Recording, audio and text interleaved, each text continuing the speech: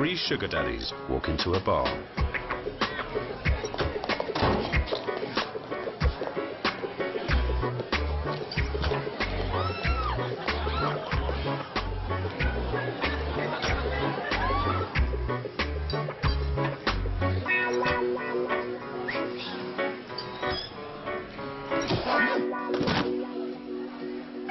Three Olives Vodka, imported from England.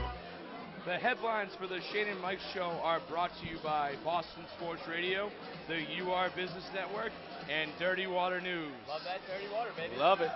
The NFL has announced that Ravens running back Ray Rice will be suspended for the first two games of the season following a February domestic abuse incident. The Patriots opened up training camp this week. They will hold their first full padded practice on Saturday. The Red Sox are down in Tampa Bay this weekend for a three-game series with the Rays. John Lester, John Lackey, and Jake Peavy are the expected starters in those three games. The headlines for the Shayne and Mike Show are brought to you by Boston Sports Radio, the UR Business Network, and Dirty Water News. Love it. Dirty water, baby. Love that dirty water. All right, so for Shayne Folks and Mark Brothers, I am Mike Cornell, and this is the Shayne and Mike Show. How you boys doing today? I'm doing good, Mike. Fantastic, my brother. It's good to be back, boys. It's good to see you guys again. Hey, how was Sacco last week, guys? Sacco was a blast. Good time? Sacco was Sacco. Good. Good to be back with you, Shout boys. out to the Braley from Sacco last weekend. We had a blast. Hope to have a great show today, everybody. Brady's back, boys, and I couldn't be happier. Brady's back! Showboaties, unicorns! But we have a great show on our hands today for everyone. We're going to talk some Red Sox. We're going to talk some Patriots. Training camp just starting up, and you're supposed to have special guest, Bruins former enforcer, Lyndon Byers. LB. I think LB had one too many cocktails. I don't know. Yeah, man. Hey, like I said, Mike, once a Bruin, always a Bruin. Yeah. LB is MIA at the moment, fellas. But we're here at the greatest bar at 262 French Street. There's a bikini contest tonight on the second floor. It's bumping in here. Get down here if you can. It's getting pretty crazy in here, boys. Some beautiful women here. Oh, Huh? man, I've been walking around from before the show, man, and I've just been like, every corner I turn, I'm just like a little bit more in awe. I'm just like, oh, where do I go? I have to turn around real quick. I don't know what I'm doing. I think LB's going to walk out of the bathroom in about 5 minutes with one of those bikini chicks we just saw. Guy's a stud. Wouldn't doubt it. Or he's out in the back alley kicking the crap out of some guy. Yeah. I definitely wouldn't doubt that one. But Pat's training camp started this week. Oh, how awesome is that, boys? It is honestly, I think I can speak for all three of us when you get to this part of the year, when you hit the fall and the weather starts getting a little bit cooler, the leaves start changing colors, they start falling a little bit, you think, oh my God, winter's coming. We're in for another New England winter. All I think about this time of the year, boys, is TB12 and those New England Patriots, baby. Oh my God, am I excited. Every year, it's the same feeling. You get it, it runs through your body. It really does. It almost just like wakes you up. You get a little drowsy from the end of coming through the spring into the summer. And then once you hit this time of the year, it almost just rejuvenates you a little bit. You have something to care about again, especially with, as you guys know, these last couple months have been a little bit dry for Boston sports, man. They have. With the Red Sox being ailing. And listen, I was going to say that. It was nothing like last summer. Do you remember last summer we had the Tyler Sagan trade? Yep. We had the Kevin Garnett, Paul Pierce, that trade. Aaron Hernandez getting arrested. Aaron Hernandez getting arrested. Was Tim Tebow being signed? Yep. Tebow. Yep. I forgot about Tebow. That's a good call. Welker going to the Broncos. Yeah, I mean, Welker going to the Broncos also. That's a big one. I mean, this summer really isn't comparable at all to last summer. Jerome McGinley coming to the Bruins. Oh, jeez. Jerome McGinley leaving the Bruins. Leaving the Bruins. I mean, one thing I really want to touch on, it's really not Patriots related. I just saw it in my notebook. It's the whole Ray Rice thing. We didn't really talk about that much at all in the pre-show. It's a good way to open. Yeah, you know, we didn't talk much at all about Ray Rice in the pre-show at all. And I think the NFL, as we know, suspended Ray Rice for 2 games for the domestic violence. Abuse, but I wouldn't say he wasn't charged because his wife dropped the charges. Or fiance at the time, now wife, dropped the charges. But they're going to counseling and they're going to work on it. Yeah, my Aunt Petunia, that's ridiculous. Yeah, I mean, Ray Rice. Yeah, Mike. I want to hear what you think about this because we haven't really talked about this yet. Ray Rice. I mean, he hasn't. First-time offender. He's never really done anything to anything bad to harm his name. He's always played by the rules, but I mean, there's a video of him dragging his unconscious wife out of an elevator. And a point I want to bring up, there's just two really suspensions that really caught my eye. Josh Gordon's about to be suspended for this upcoming year because the passenger in his car had marijuana on him. So because the guy that Josh Gordon was with, or even Josh Gordon for all I care, I hope it was Josh Gordon because he's a football player. He does a number on his body, and I think they deserve. I think professional football players should be prescribed marijuana, medical marijuana. I've thought that for a while though. But Josh Gordon's about to be suspended for an entire year for smoking a joint. Lo and behold, that's absolutely ridiculous. This guy just kicked the crap out of his wife, and he's only getting 2 games. Ridiculous. It's an awful precedent. It's embarrassing. That the NFL is setting. I mean, the domestic violence issues, I feel, is a way more growing problem in this country than marijuana is, and I think the NFL has to almost get with the program that marijuana is really being it's not as frowned upon as it used to be. Yeah, it's not. And they should start taking things like that are more in this age that are more prevalent, like relevant. I mean, I'm sorry, like domestic violence, Opiates. and opiates, and With football players especially. And you know, I was listening to Felger and Madsen, and they brought up a great point. If they did potentially prescribe NFL players to medical marijuana, would that lower the risk of a former NFL player getting addicted to painkillers? Because you know the NFL has the highest painkiller rate. I think I'll, if you don't mind me taking this one first, Mark. Yeah. I think that you have a very strong point there, Mike. The fact that, I heard this point on Toucher and Rich this morning, actually. They said the simplest way that you can put the scenario between the Ray Rice thing and the Josh Gordon situation is, if you had a child, what would you rather your child do? Would you rather have to see that your child has beaten a woman unconscious and dragged her body out of an elevator, or would you rather your child be caught with some type of marijuana, whether it be medical marijuana or whether it even be in, some states aren't as lenient as Massachusetts is, but there's still a distinct line there where it's different. See, that's a great point, and that brings me to my point. A caller called into 98.5 Sports Hub earlier. I forget what show it was, and he said, I went to Denver this past weekend, and I purchased marijuana legally. Heard this also. And he said, if I went back to my hotel room after I purchased the marijuana, smoked it, I could have thrown it out for all I know, but if he went back to his hotel room and kicked the crap out of his girlfriend, he's getting arrested. You know, he's getting arrested, and he's not getting arrested for buying the marijuana. You know Yeah, exactly. The tough part of this really is that the NFL and their guidelines have, for drugs, like say, whether it's marijuana, whether it's PEDs, anything like that, they have a specific rule for if you get caught, this is the suspension. Something like this with Ray Rice and the domestic abuse, it's not set in stone what the suspension for something like that would be. Now, you can go back to Ben Roethlisberger a few years ago where he didn't get charged with anything either, but he got a 6-game suspension. Yeah. So it all comes to the point where I don't understand what Roger Goodell's doing here. Why wouldn't you just give the guy a higher suspension to start with, and then maybe from that point on, whether you stick with that suspension, whether you find out more evidence from when it goes judicially or when it goes to court, you find out something else, you might lower it. But why would you give the guy only a 2-game suspension? It doesn't make any sense to me. I think that when he could have made a big move there and could have kept with the name that he's made himself as the commissioner of the NFL, and he could have done something big, especially for all the women fans, and I think he missed a real big opportunity there. Yeah, and Shane, that's my point I'm going to get to, and I'm going to make 2 points about this, if you guys don't mind. I'm going to take this real quick. First of all, I don't care, all the men out there, I don't care how mad you ever get at a female, there is no excuse in the book for you to ever hit a woman, especially if you're an NFL player. You could knock a grown man unconscious. Never mind a woman who is not even close to the physical stature of you. 100 pounds, you know? My second thing here is I am very, very upset about with the NFL. And, because they preach about all this conduct and, you carry yourself professionally and, all this mumbo-jumbo. You guys know I can go on and on. But here's the thing. what's it going to do to their female viewers?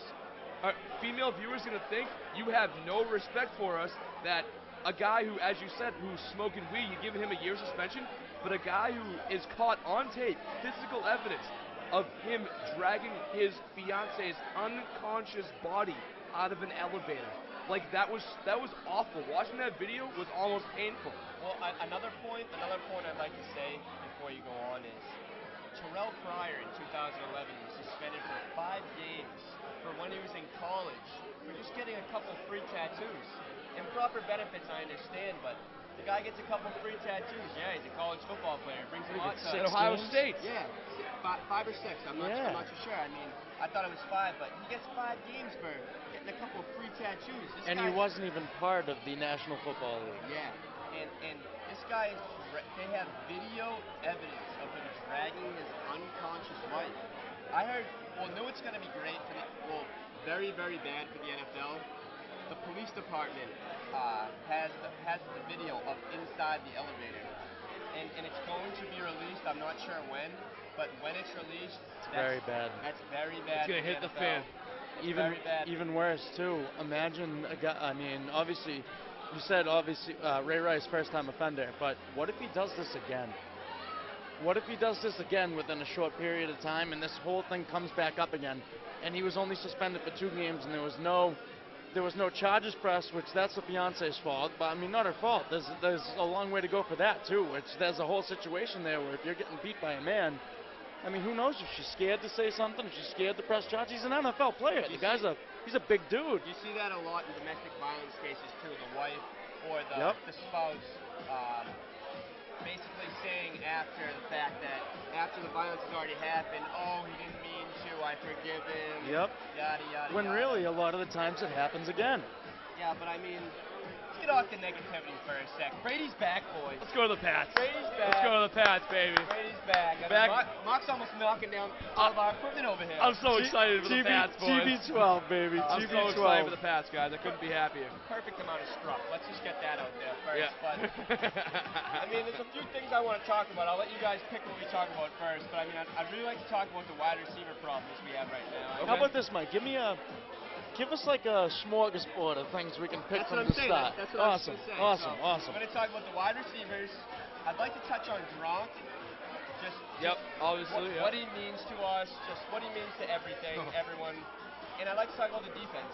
Yeah. And I'd also like to talk just basically about our chances Training next camp. year, training camp, just in general. I'll let you guys take it away. Whoever wants to start first. Mark, you want to pick what we start on, brother? Yeah. You know, I'm gonna go on the point that I think this year, for the first time in a long time, I feel like the Pats are really kind of in that mode. Like, hey, we have to win now. This is our year.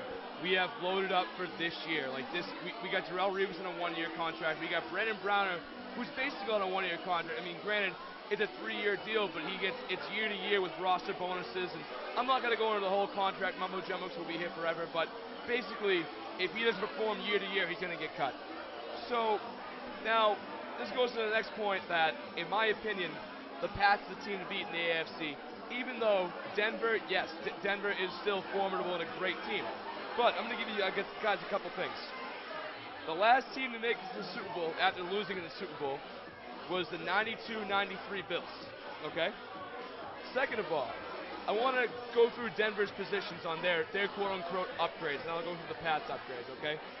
So, Aqib Talib, he was an upgrade, but not a huge upgrade over Dominique Rodgers-Cromartie. Especially with injuries. It wasn't a bit, like there's a gap, obviously. Like, I'm not saying Aqib Talib is not a better player than Dominique Rodgers-Cromartie. I'm not saying that at all.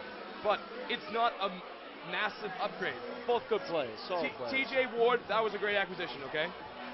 DeMarcus Ware, how good is he at this age?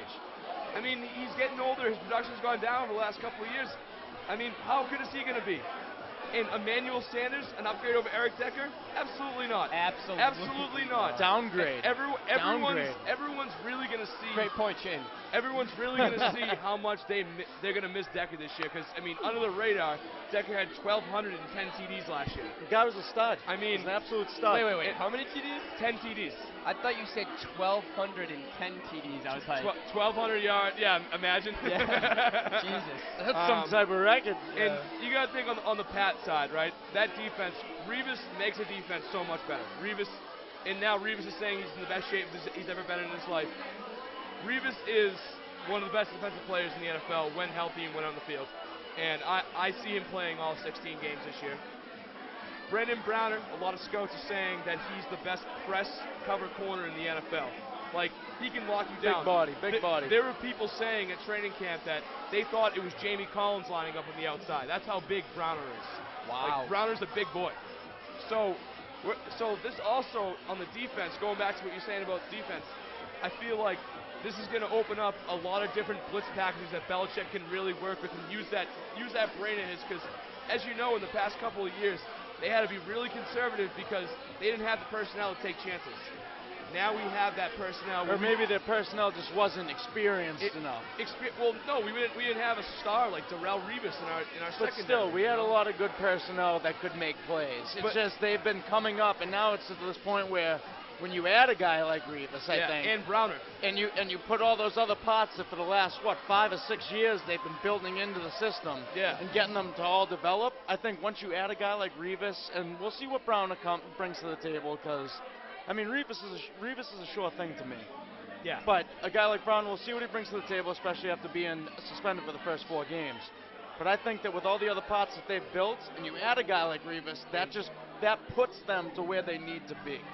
He's the X factor. Yeah, no, I absolutely agree. Like, we haven't had a defensive player like that, and I can't remember the last time we had a defensive player like that. I mean, like, Revis is the real deal, and like, you know it. One more thing I'd like to say about defense before Mike. I want to hear what you think about this too, but a thing I liked at the end a lot of last year, towards the middle of the season and towards the end of the season, they started switching it up. But I like the fact that they were allowing Dante Hightower to make plays. They're allowing him to run all over the field and use his instinct to make plays instead of confining him to one certain area and stuff like that. Yeah. Because for a lot of the time, you'd think, oh, this guy, he's a first-round pick out of Alabama, product of Nick Saban. And you're like, oh, come on, let's show us a little something. He has a great track record. He has a great track record. And then you didn't see much from him at the beginning. But then last year when they opened that up, and they actually started after, I believe it was after the absence of Mayo. Yeah, well, he had to fill in for that role. Exactly. And you actually let him go out there, and you could see some of the things that he can bring to the table. I think that's really exciting for this year, especially going through training camp to see how he's going to develop through having almost what you would call half of a breakout season last year to coming into his 3rd year in the league now. Staying on the defense topic, Belichick in his weekly press conference yesterday to start off training camp said that the defense and basically the entire team revolves around Captain Gerard Mayo. And when you think about that in perspective, he wasn't even there last year, and we still made it to the AFC Championship. Did he get hurt in the Saints game that we were at? I think it was before that, if I'm not mistaken. I'm not sure. I'm sorry, my bad. Oh, no, it's all good. But with the addition of Mayo, I mean, obviously with the new guys bringing in Revis and Browner, obviously that's going to make the defense huge. But I think getting the old guys, Wilfork and Mayo, back is just as big, if not absolutely. bigger. And another point I wanted to say about Revis is, coming off a torn ACL, you're not at 100% until a year and a half after the ACL injury. Yep. I mean, that's right now. Yeah. That is right now. I think, Shayne, like you said it, he's going to play 16 games this year. And I think he's going to give it everything he's got in those 16 games. I think he's going to look real good. I mean, I think he's here. Revis wants a title. I still don't think Belichick and Revis like each other, to be honest.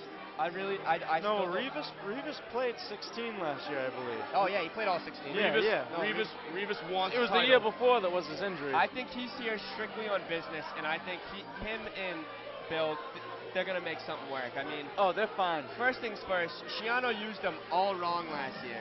Shiano used them all, and that's basically one of the reasons they got fired. I mean, they had him in zone defense way too much. What are you doing? What are you doing? Exactly, he's right. I mean, And the guy still had 43 tackles, 1 sack, and 2 picks. I mean, you got Like- the best shutdown corner in the game, and you're just using him. You're just not using him to his full potential. It's just Hey, only 3 times in his career as he led up 100 yards to a receiver in a game. One receiver, right? 2 of them were in his rookie year. Just want to throw that out there to you guys. The guy's an absolute He's stud. a stud. It's something it's almost like when, you guys remember when Randy Moss came in here?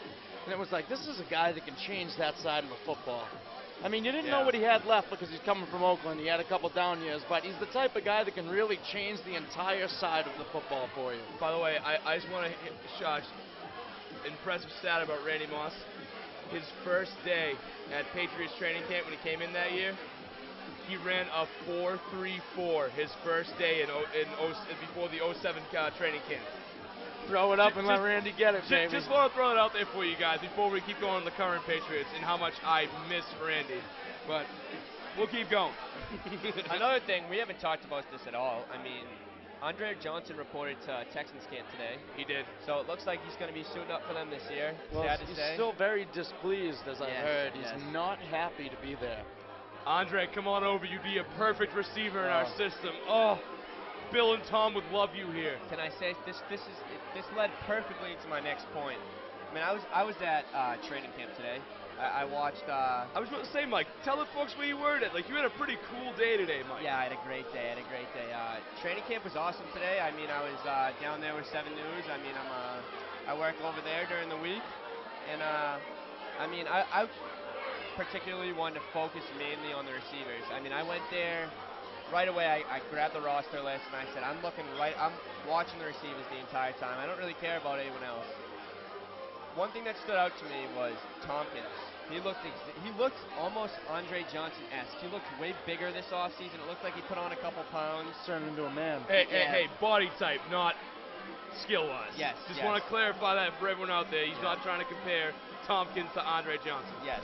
Keep going, Mike. I'm sorry. Yes, perfect. No, perfect. You said it. I mean, he made 2 or 3 diving catches that just sent the crowds absolutely wild. Brady trusts him. Belichick has been praising him in press conferences. Brady said in his presser yesterday, it's fun to be out there with him. I have a lot of confidence in him. A lot of trust. He's a great guy. I mean, for Brady to say that after the lack of trust he had in his receivers last year, I think that says a lot. And how often he was going to Tompkins in those 7-on-7s, 10-on-10s, whatever they were, it was awesome. Another thing, Mike, on your point with Brady and Tompkins, I know you were there, so you didn't get to hear. Brady actually did an interview on the desk, the ESPN desk, with I forget what the female's name was, but she's one of the anchors for ESPN. And Was then, it Hannah Storm? I didn't get the name up, but she was with Teddy today. So if you were there, I'm sure you probably Yeah, I saw was her. standing right behind them, yeah. And Brady come up, and Teddy was asking him about his weapons, what he's got this year, and how he thinks it's gonna, after last year, how it's gonna play out this year. And Brady, he pretty simply said that last year we kind of came in and we started off the preseason training camp where we didn't know where we were. We had no idea what it was going to turn out like. There's a bunch of new faces. He goes, and this year, after having a whole year together last year, we kind of know where we're starting at. So it helps a lot with turning things together. And he goes, and guys like, he said, Kimbrell, guys like Dobson, who's obviously on the PUP right now, still out with his foot. But guys like Danny Amendola, Kimbrell Tompkins, Julian, Gronk, obviously, even Slater when he gets back in there. You know Brady's good for one deep down the field to Slater, maybe once in a big game, try and catch someone off guard. Yeah. But he said it's all about opportunities and taking advantage of those opportunities. And if you can come out and you can work your hardest every day like the team expects you to do, and you can take advantage of the slight opportunities that you get, because you know the Patriots use every single guy on that roster to the most of their ability. It doesn't matter if you do one thing, they'll have you doing 3 other things at the same time. Yeah. So when you get that opportunity, if you take advantage of it, you'll get more. And at the same time, if you don't take advantage of it, then you're going to get less, and it's going to be harder to make an opportunity out of yourself. Again, this is the Shayne and Mike Show. We're here at the Greatest Bar at 262 French Street. I mean, we got a great bikini contest going on here. Oh, I can't wait. They got the Super Soakers out here. I mean, this bar is awesome, huh? Oh, It's yeah. bumping, baby. It's a bumping. great night, boys. It's another great Friday night here at the Greatest. Yeah, Dirty Water Fridays. I mean, special shout out to Dave Larkin, our producer. Does a great job. S.J. Torres, Bill Fairweather, the whole 9 yards. I mean, wish LB could have been here to talk with us. Yeah, Our man Dave, baby. Our man Dave. Hey, it wouldn't be a night in Boston if LB wasn't getting hammed. Oh, of course, of course. I think he really is kicking someone's ass in the back alley right now. He might be. Yes. Someone might have said, hey, you're a little bitch, LB, and he probably went over and was like, what'd you say, man? Let's go. Take us to the alley. I mean, I would have really loved to see you ask him that question earlier. Well, we would have read the top 10 enforcers. The enforcers? And then who he thinks he could have taken. Yeah. You know, and versus who he thinks he's better, just a better hockey player. That would have been awesome. Hey, since we're on the enforcers, I want to read you guys off who the top 10 enforcers of all time was. And I think that LB should have been on this list. Clark Giles, Ty Domi, Dave Schultz, Terry O'Reilly, Marty McSorley, Dave Manson, Chris Neal, Chris Nealon, Dave Tiger Williams, and Bob Probert. Now, who in that list would you want to see fight? Out of those people, Terry and who on that list? I'd like to see Terry O'Reilly and Ty Domi go at it, just to let everyone to, See, I mean, that. this list is a little different from a list I would have. Oh, Just hell due to yeah, the me fact, too, me too. Well, just due because This was courtesy of sportsbreak.com, by the way. this is a little older than I am. I mean, I watched the PJ Stock fight the other day, and I think PJ Stock should be on there. I think PJ Stock was an amazing fighter. Hey, you know what? I think, in my opinion, there's one guy in the NHL who I would never mess with. I think Milan Lucic is the toughest hombre. I think he should be on there too. Milan Lucic is a bruiser. Yeah. But hey, Chara's honestly, not an enforcer though. That's not his job. Yeah, I know. He can when he Yeah, wants. greatest enforcers. I thought you meant like. Yeah, I was Lucic going should more be on like there. guys you don't want to mess with. I think Lucic. You know I what think mean? Lucic's the top guy you don't want to mess him with. too, 100%. See, know? Lucic has just gotten smart. That's the thing. He realizes that he can't be going out there every day being a bruiser. Yeah. He has too much talent for that. Hey, that's another talk for another day. But Yeah, let's flip it back to Patriots. Hell yeah. I want to stick on the wide receiver talk if you guys don't mind. Oh, man. I mean, I'd like to get you guys. If you guys can make a top 4 out of the receivers right now, I'd like to know who it could be. I have my top 4 all laid out. are we including tight ends? Are we talking No, about we're not targets? gonna. I know I said in the pre-show we were gonna, but So just receivers. Okay. I want to get your top 4 receivers, and then I want to get your top 3. Who your top 3 is out of that? Because your top 3 are gonna be lined up with Gronk. Okay. All right. I'll go. I'll start off with my number 1. But we're just going receivers this year, right? Yeah. I'm putting Edelman at the top. I think Brady, trust him, he's been with him a while. Edelman's gonna be consistent. I know last year was a good year. He didn't get hurt that much, so I think as long as he can stay healthy again this year, he's gonna be my number 1. My number 2 that I'm gonna go with, I think Amendola. A lot of people are very curious about Amendola, and I like it. Like the pick. and I think he's another. And also they said the other day that him and Brady, they saw Brady saying some things to him with some fades down the seams there, little miscommunication type stuff. I don't think that has anything to do with Amendola not getting what's going on. I think that's just we've had 2 days of training camp here. Give the guy a little chance. His second year in the system, I think he's going to be good. Also, though, he's got to stay healthy, which has been tough for him over his career. Yep. But if he does, I think he's definitely my number 2. Number 3, I'm going with my boy from last year, Cammy Newton, one of his guns, Brandon LaFell. I like it. I'm putting LaFell number 3. He's a big body. I think he's decently tall. I think he's about 6'4", if I'm not mistaken. He's Aaron Hernandez size-esque. He's basically the same size, about 20 pounds less. And he's got those moves, man. I've seen some of the things he's done in Carolina with a guy like Cam Newton throwing to him. I'm excited to see with having a guy like Tom Brady behind the center, what they can get accomplished. And then my number 4 that I'm going to go with, see, right now, it's hard for me to say. I'd like to go Dobson because I loved Dobson last year when he played. But at the same time, I'm a little bit scared at the fact that he's on the PUP right now and we still have not seen him. He's not able to participate physically, and it kind of scares me. I don't know how he's going to be able to hold up throughout the year. if he can be healthy, which is pretty much, I mean, I know I'll be repeating myself here, but if he can stay healthy, I think I'm putting him in at my number 4 over Tompkins. But it'll be a close match there between Tompkins and Dobson.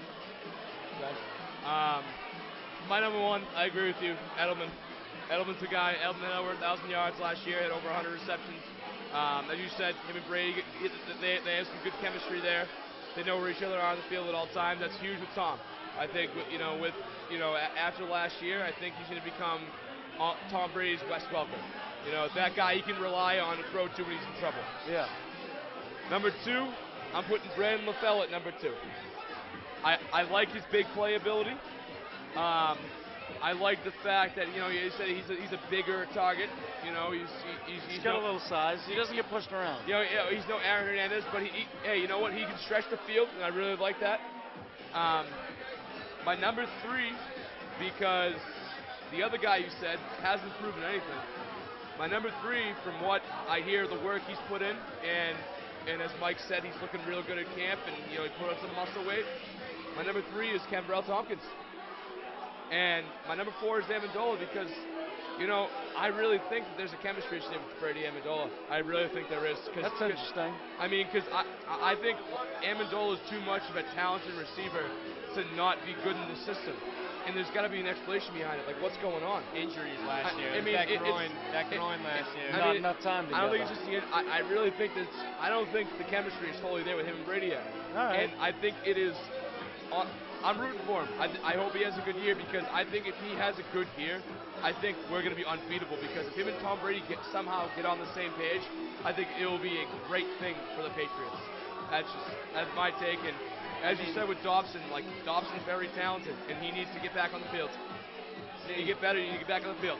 That leads me to my 4, where I don't even have Dobson in my 4. I mean, you can't. I don't either. You can't cut him because he's a second-round pick. It's too early to. Yep. A lot of potential. I think this season's going to be a lost season for him. His foot kept him out all off season, all mini camp, all the OTAs. He hasn't been able to work with Brady. I just think that it's a lost season for him. So I don't even have him in my top 4. My top 4. I mean, it's tough. I'm really stuck right now because I feel if Amendola is healthy, I feel he's the most talented receiver we have. When he's healthy, I feel like what we saw in Game 1 last year, when he had over the 100 receiving yards before he hurt the groin, I think that was a real great display of his athleticism, his talent. Yep. So if he can stay healthy, it's like watching some of those games I agree with you, Mike. Yeah. I agree. He's very talented. I can't put him as the 1 though. I can't. You can't. Just because of the risk. You gotta go with Edelman. All right, I think you gotta go with Edelman. All right, yeah. So that's what I'm gonna say. I got Edelman as the 1. If he can stay healthy, also, I mean, he's only had 1 healthy year too. You're right, Mike. You're right. Last year was last year was a contract year. So keep that in mind. True. I mean, it was his first full year healthy. So, but I mean, I'll jump on the bandwagon. I'm gonna take Edelman as my number 1. Edelman also does a lot too, with special teams along with offense, and then a couple years ago, we even saw him playing defense. Just to throw that in there. Well, yeah. About that also though, when I was at training camp today, one thing I noticed was in the goal line set, it was Tompkins, Edelman, Gronk, and LaFell, while Danny Amendola took punts. So that brings up was taking punts. That brings up the question: what is Amendola not going to be in any goal line sets? Like, what is his deal on the goal line? Can he not play there? Yeah, I don't know. Maybe he's not bodied enough to work it out down there. Maybe he doesn't have the range to make catches like that. Exactly. I think that's why they're bringing the big bodies in. I think this is where LaFell was brought in for reasons like this, where they could throw it up to him. I love that pickup. Yeah, I love the like LaFell pickup. So that brings me to my 4. So I'm gonna go with Edelman at 1, just because of the season he had last year, the chemistry that him and Tom have. 2, I'm gonna go with Tompkins. Wow. I mean, what I saw out of him these past few days at training camp, I mean, he's really, really impressed me. I mean, I wasn't on the Tompkins bandwagon last year. He doesn't have breakaway speed. The strength wasn't there last year. I think it will be there this year. Yeah. I'm really confident the year he's going to have. Another year growing up. Yeah. I mean, he's 25 now too. He's been around the block now, Yeah. And then at 3, I'm gonna put Amendola just because I think the talent's there, and if I can't shy away from that. And I think if him and Brady can get on the same page, then It's dangerous. it's very dangerous. Yeah. I think it's gonna be very dangerous. Yep. And then 4, I have LaFell. I mean, I'd like to have him higher, but No, but you don't know. it takes Brady a little bit to get acclimated with some receivers. First year in a difficult system. I saw LaFell had a few drops today. I know he's known for drops. I mean, in 16 games last year, he only had 49 receptions with 627 yards and only 4 touchdowns. And I mean, they didn't have the best receiving core over there in Carolina. Yeah, I mean, it was more their defense they were based off Yeah. of last year. Yeah. You know, I mean, they had Steve Smith, they got Greg Olsen at tight end, they got LaFell over on wideout, and then you got, they had the 2 running backs there, Stewart and, Williams. yeah, exactly. So, I mean, they got, but like you said, they're not really, they're aging too. The whole group over there was aging. That's why you see they got rid of a lot of people that year in Carolina.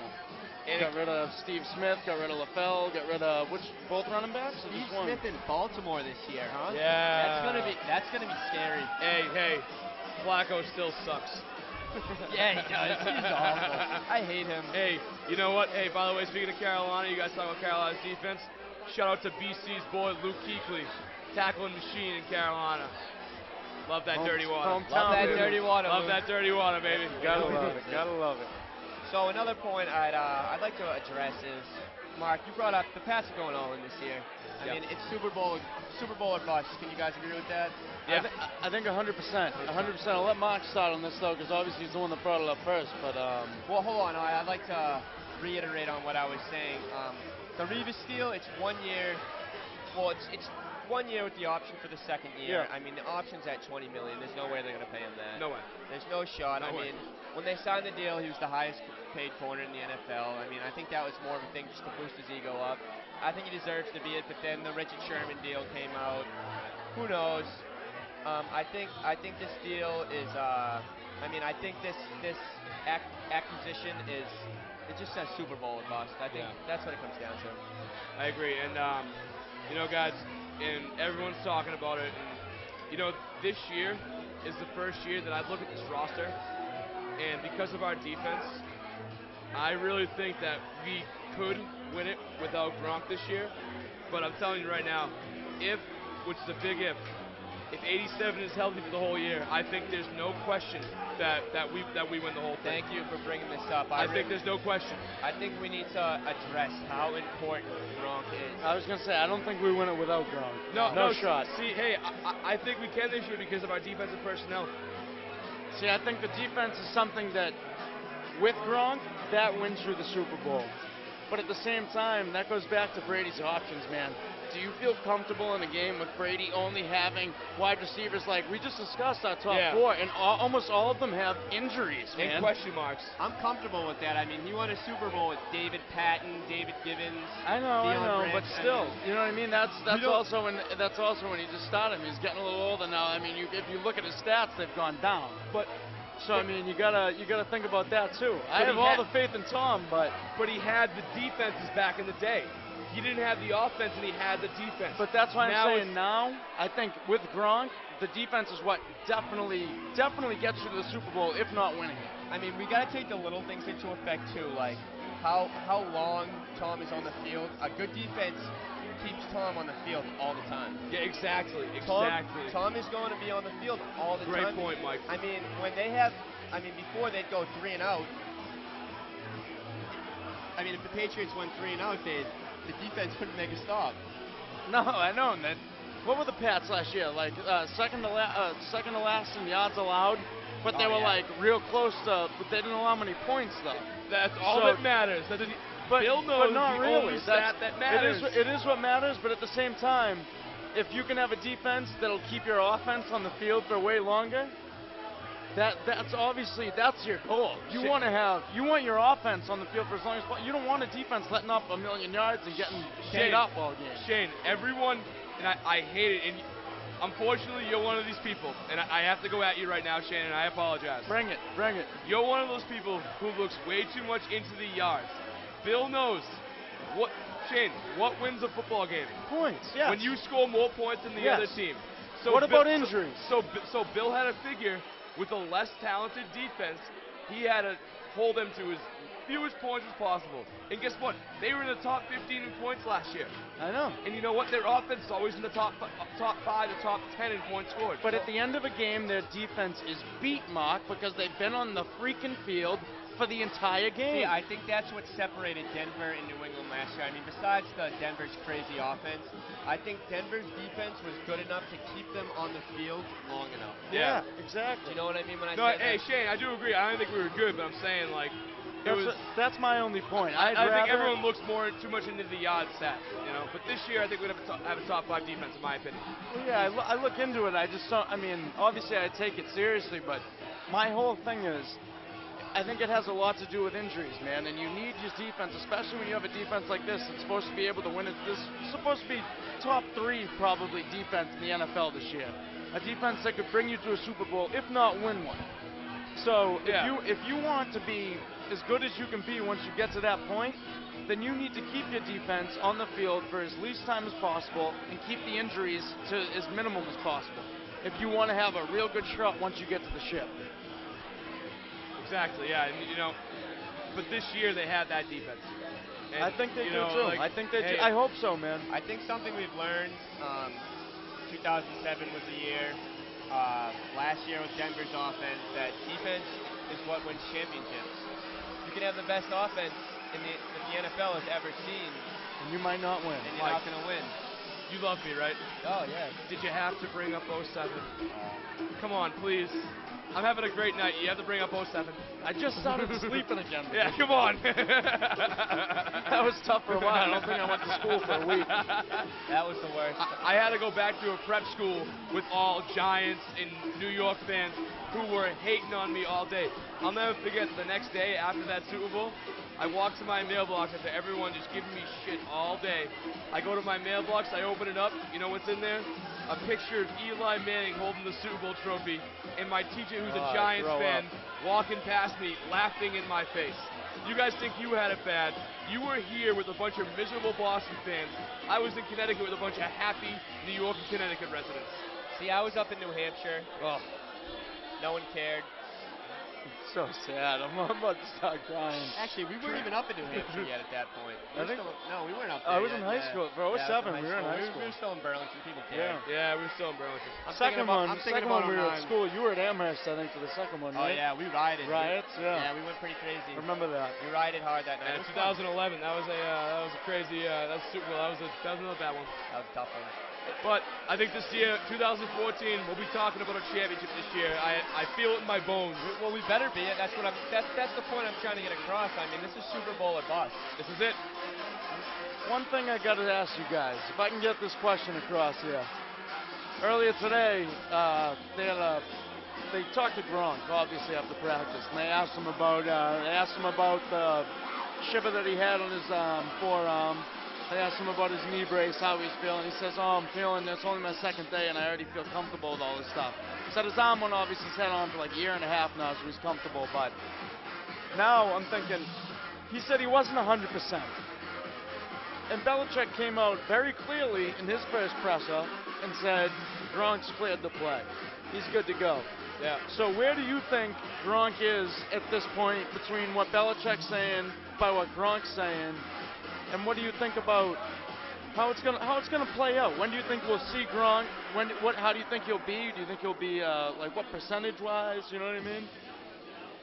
I'd love to get into that, but they're cutting us off now. I mean, we got a minute left. All right, then give me a percentage you think he's at right now. Gronk? Health-wise, percentage. 80%. 80? I'd say about 75. You think we see him week 1? Yes. Yeah. Oh, absolutely. That all that works matters. for my question then. That Yeah. works. Yeah, no, I mean, he's going to be in full pads tomorrow. He was not going to be participating in the contest, but he's getting the pads on. He'll be there week 1. Yeah, but I mean, like I keep saying, I mean, it's the Shayne and Mike show. We're here at the greatest bar, 262 French Street in Boston. We're doing some Patriots talk right now. We're about to take a little break and do some Red Sox talk. What do you guys think? Oh, I love it, baby. I love it. Yeah, I love that dirty word. Let's take a little break real quick. Whoop, whoop. 3 sugar daddies walk into a bar.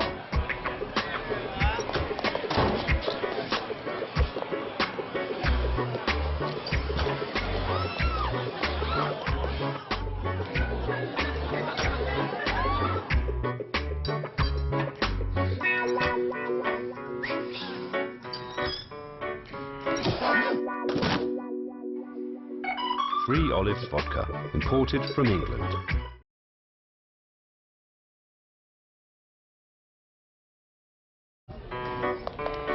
3 Sugar Daddies walk into a bar. I'm not gonna start my headline. You're just gonna go.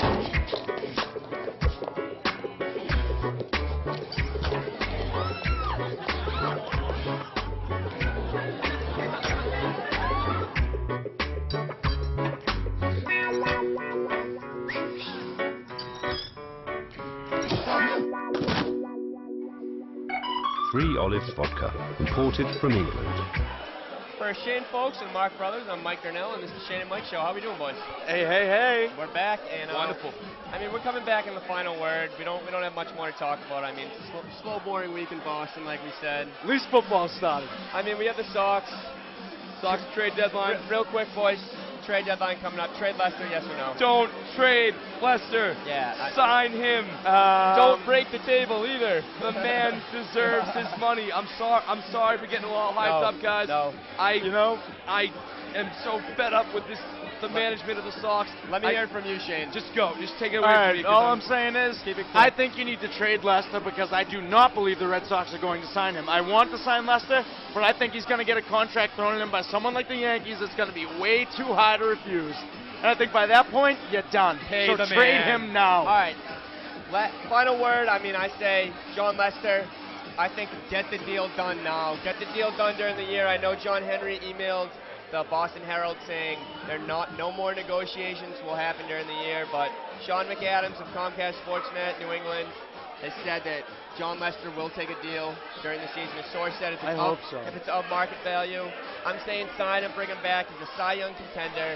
Yep. We need him. I hope so too, man. I really do. Let's finish up with some Patriots talk. It's got a final Patriots word. What do you guys think? My final Patriots word is, baby, get ready for the smash mouth defense. Get ready for it and get ready to be standing on the edge of your seat all football season because this is going to be something real fun to watch, boys. I'm saying 14-2 Super Bowl champs this year, boys. I like that. All I can say is Brady's back, baby. Where's the beef? Brady's back, and Shayne and Mike couldn't be happier. Hey, Bonus unicorns. we're at the greatest bar again tonight, 262 Front Street in Boston. Thank you for hosting us. It's been awesome in here. We have girls in bikinis everywhere. Can't complain. Follow us on Twitter at Shayne and Mike. We have at That's All Folks and At mbrothers523. and at Grinnell22. Thanks, guys. We love that Love dirty that water. dirty water, Love that baby. dirty water, guys.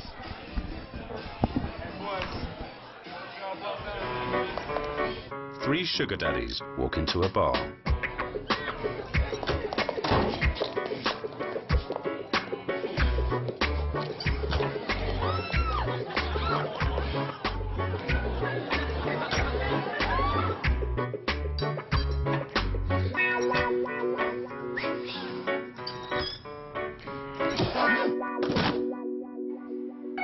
Three Olives Vodka, imported from England.